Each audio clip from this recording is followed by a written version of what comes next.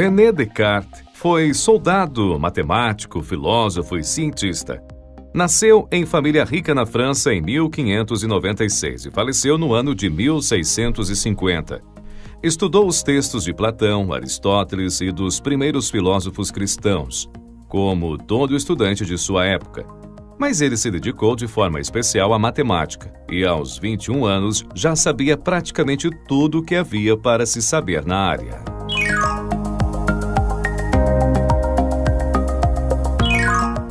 Ainda jovem, Descartes vivenciou uma crise intelectual.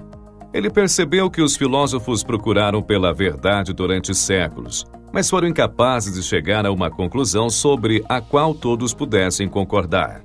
Descartes então percebeu que deveria duvidar de tudo o que existia na filosofia, o que o levou a uma depressão profunda. A partir daí, ele decidiu que deveria aprender as coisas por si mesmo, em vez de confiar nos especialistas. Contudo, na sua caminhada em busca da verdade, Descartes chegou a uma conclusão semelhante à de Copérnico, que viveu antes dele, de Kepler e de Galileu, que viveram em sua mesma época.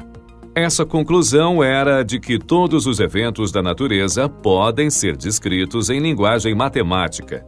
Newton, que nasceu poucos anos antes da morte de Descartes, também chegaria a essa conclusão.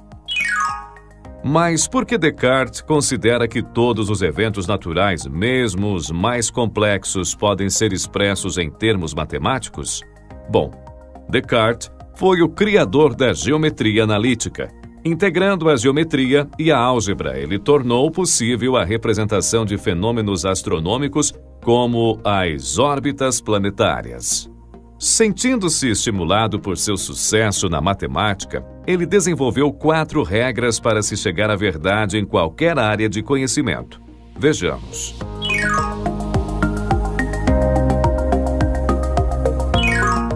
Nunca aceitar nada como verdadeiro à primeira vista. Essa é a primeira regra cartesiana. Deve-se evitar cuidadosamente a precipitação e o pré-julgamento. Algo só pode ser aceito como verdadeiro quando for percebido de forma tão clara e distinta que não exista nenhuma razão ou situação para duvidar. Dividir os problemas em tantas partes quanto possível é a segunda regra. Uma grande dificuldade deve ser dividida em vários problemas menores de modo a facilitar a busca por soluções. Pensar de forma ordenada é a terceira regra de Descartes. Deve-se começar pelas coisas mais simples e fáceis de entender, progredindo gradualmente para a abordagem dos conhecimentos mais complexos. Prestar atenção aos detalhes é a essência da quarta regra cartesiana. As enumerações devem ser tão completas e as revisões tão abrangentes que nada possa ser omitido ou passar despercebido.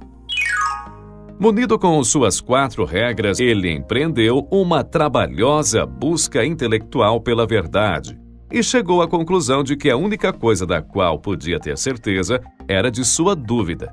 Mas a certeza da dúvida lhe foi bastante iluminadora. Afinal de contas, duvidar é pensar, e o pensamento requer um pensador. Assim, ele chegou à sua célebre conclusão: penso, logo existo. Descartes chegou à certeza de que a sua própria capacidade de pensar era real, e essa certeza fez com que ele percebesse que a introspecção, ou seja, a razão e a reflexão, era um caminho válido na busca pelo conhecimento.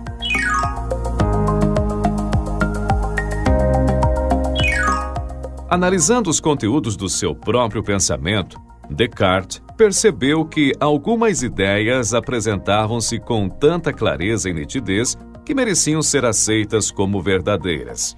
Ele notou ainda que essas ideias não eram resultado de mera aprendizagem. Não, elas eram parte natural da mente. Por exemplo, ele se deu conta de que, mesmo sendo uma criatura imperfeita, era capaz de sustentar ideias perfeitas. Ora, se ele mesmo era imperfeito, não poderia gerar ideias perfeitas por si mesmo. Então, essas ideias deveriam ter sido inseridas em sua mente por algo mais perfeito que ele. Algo digno de toda a perfeição possível, ou seja, Deus.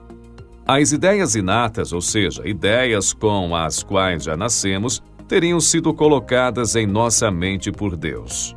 Fariam parte dessas ideias conceitos como infinito, unidade, perfeição, os axiomas matemáticos e a própria ideia da existência de Deus.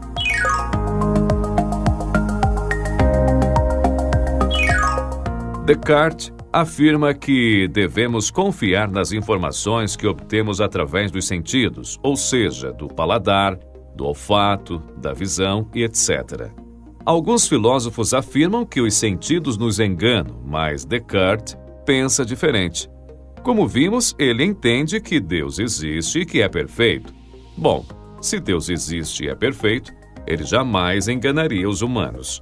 Jamais nos ofereceria sentidos enganosos. Nós devemos confiar, sim, na informação sensorial, mas antes de aceitá-la como válida, devemos observar se a informação está clara e nítida. Mas o que Descartes quer dizer com clareza e nitidez? Observe o seguinte exemplo. Se vemos uma vareta parcialmente mergulhada em um aquário, temos a sensação de que a vareta é torta. Mas se retirarmos a vareta da água, perceberemos que, em verdade, ela é reta. Esse exemplo evidencia que a informação que nos chega pelos sentidos precisa ser analisada racionalmente para que se torne clara e nítida, e assim verificamos se a informação é válida ou não.